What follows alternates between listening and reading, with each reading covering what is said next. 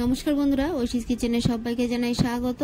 প্রতিদিনের মতো আজ আমি একটা নতুন রেসিপি নিয়ে চলে এসেছি। আজ আমি দেখাবো ঝিঙে আলু রুই মাছ দিয়ে ঝোল। এই গরমে খুবই কম মশলা দিয়ে এরকম মাছের ঝোল যদি বাড়িতে বানান তাহলে সবাই খেয়ে নেবে আর শরীরটাও ভালো থাকবে। রেসিপিটি দেখুন, খুবই সহজ। প্রথমেই দেখুন গ্যাসে কড়া বসিয়ে দিয়ে আমি সর্ষের তেল দিয়েছি। এই তেলটাকে খুব ভালো করে গরম করে নেব।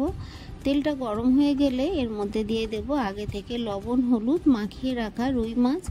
রান্নাটা আমি রুই মাছ দিয়ে করছি, আপনারা চাইলে কাতলা মাছ, বাটা মাছ বা যে কোনো দেশি বা জ্যান্ত মাছ দিয়ে রান্নাটা করবেন, দেখবেন খেতে ভালো লাগবে।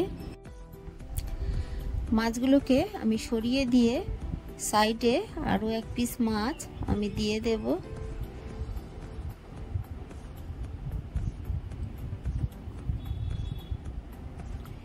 মাছগুলোকে দেওয়ার পর বেশ কিছুক্ষণ আমি এইভাবে রেখে দেব। তারপর মাছগুলোকে আমি উল্টে দেব। এক পিঠ কিছুটা হলে তারপর উল্টে দেবেন, দেওয়ার সঙ্গে সঙ্গে উল্টাবেন না, তাহলে মাছগুলো ভেঙে যাবে।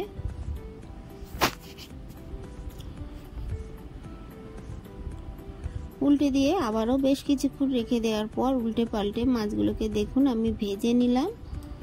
খুব সুন্দর করে মাছগুলোকে ভেজে নেব।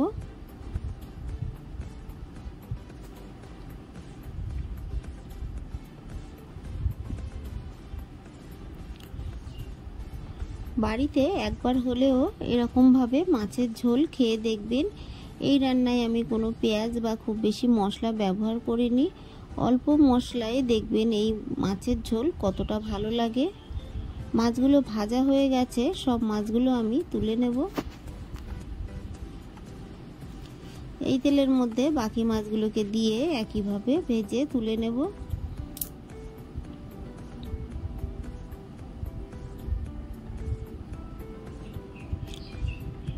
এই মাছগুলো ভাজা হয়ে গেছে, আমি তুলে নিলাম। এই তেলের মধ্যে আরও একটু সর্ষের তেল দিয়ে দেব। তেলটাকে গরম করে নিয়ে এর মধ্যে দিয়ে দেব হাফ টিস্পুন রাঁধুনি। দেখুন খুবই অল্প রাঁধুনি আমি ফোড়ন দিলাম। এরপর দিয়ে দেব হাফ টিস্পুন কালো জিরে। ফোড়নটাকে আমি ভেজে নেব, তবে খুব বেশি ভাজবো না, ফোড়নটা পুড়ে যাবে। ফোড়নটা একটু ভাজা হয়ে গেলে কেটে রাখা আলুগুলো দিলাম। আলুগুলোকে আমি লম্বা লম্বা করে কেটেছি, তবে একটু পাতলা করে কেটে নিয়েছি, কারণ ঝিঙেটা দেখবেন খুব তাড়াতাড়ি রান্না হয়ে যায়, তাই আলুগুলোকে একটু পাতলা করে কেটে নেবেন। লবণ হলুদ দিয়ে দিলাম, দিয়ে আলুগুলোকে ভালো করে নেড়ে বেশ কিছুটা ভেজে নেব।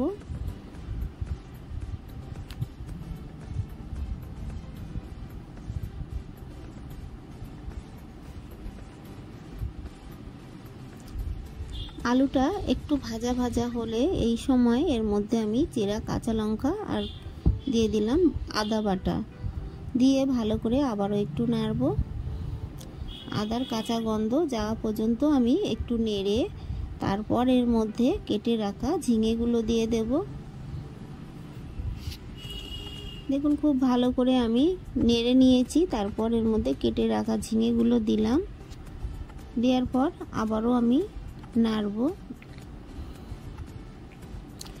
ঝিঙেটাকে খুব ভালো করে কষিয়ে নেব। এই সময় আমি এর মধ্যে দিয়ে দেব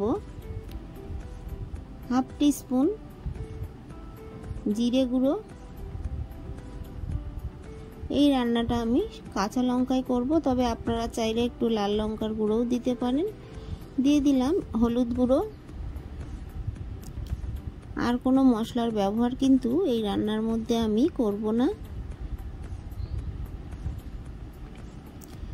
ঝিঙে আলুটাকে এবার আমি খুব ভালো করে নেড়ে কষিয়ে নেব। তবে যারা পেঁয়াজ খেতে ভালোবাসেন, যখন আমি রাঁধুনি কালো জিরে ফোড়ন দিয়েছি তখন একটু পেঁয়াজ কুচি দিয়ে একটু নেড়ে নিয়ে তারপর এই আলুটাকে দিয়ে দেবেন।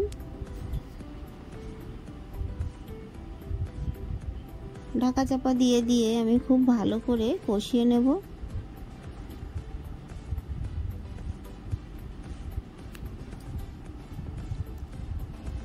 আমি একটু কুচানো পেঁয়াজ পরে দিয়েছিলাম, আপনারাও একটু পেঁয়াজ দিয়ে দেবেন। পেঁয়াজটা আমার অফ ক্যামেরায় হয়ে গেছে। আমি যখন ঝিঙে আলু দিয়েছি তখনই একটু পেঁয়াজ আমি এর মধ্যে দিয়েছিলাম।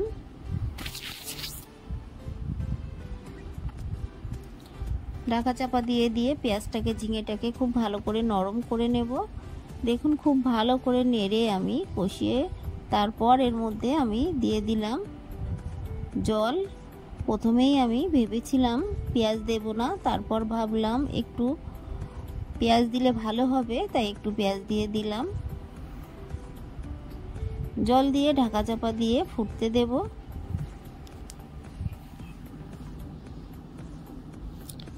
ফুটে উঠেছে, এই সময় আমি ভালো করে একটু নেড়ে তারপর ভেজে রাখা মাছগুলো দিয়ে দেব।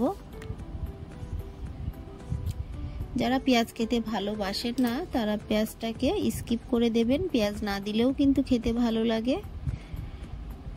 মাছগুলোকে দিয়ে ঢাকা চাপা দিয়ে আমি ফুটিয়ে নেব, একটু নেড়ে দেব।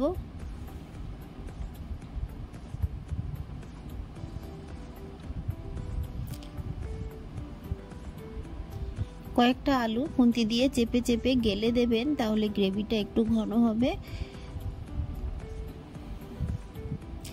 একটু চেখে দেখে নেব লবণ ঠিক আছে কিনা। লবণ ঠিকই আছে।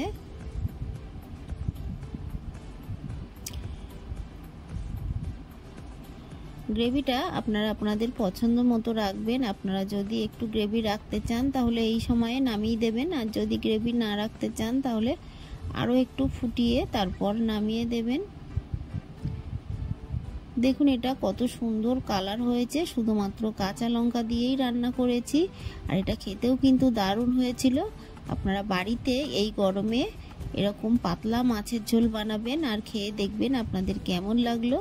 আমার এই রেসিপিটি আপনাদের ভালো লাগলে প্লিজ আমার চ্যানেলটিকে সাবস্ক্রাইব করে পাশে থাকা বেল আইকনটি ক্লিক করে দেবেন, তাহলে আমি যখন কোনো নতুন ভিডিও ছাড়বো আপনাদের কাছে পৌঁছে যাবে। রেসিপিটি ভালো লাগলে একটা লাইক করতে ভুলবেন না। রেসিপিটি কেমন লাগলো আমাকে কমেন্ট করে জানাবেন। ভালো থাকবেন, সুস্থ থাকবেন। আবার দেখা হবে পরের ভিডিওয়ে। পুরো ভিডিওটা দেখার জন্য অসংখ্য ধন্যবাদ।